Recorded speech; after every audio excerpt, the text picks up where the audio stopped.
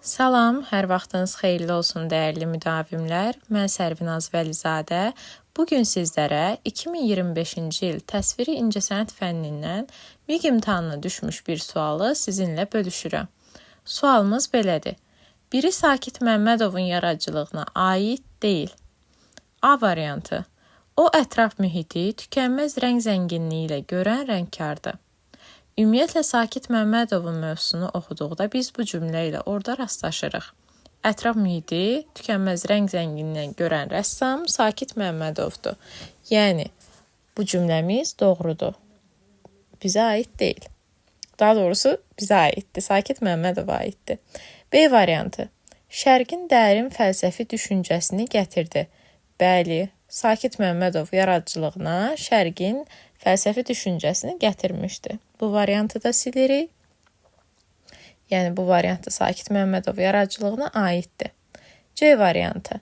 Palitrası daha çox ilıq noxudu rənglə, dolğun mavi çalarları, zeytun yaşılı, tünd qəhvəyi rənglərdən ibarətdir.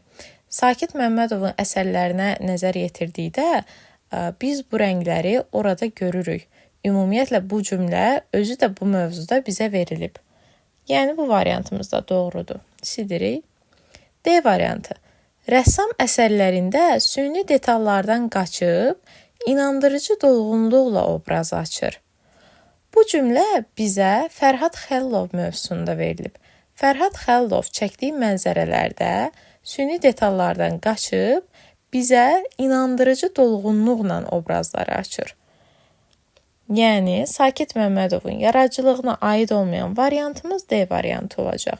Y variantına da nəzər yetirək. Klassik və müasir üslubun sintezi. Bizim mövzumuzun adı Sakit Məmmədov, klassik və müasir üslubun sintezidir.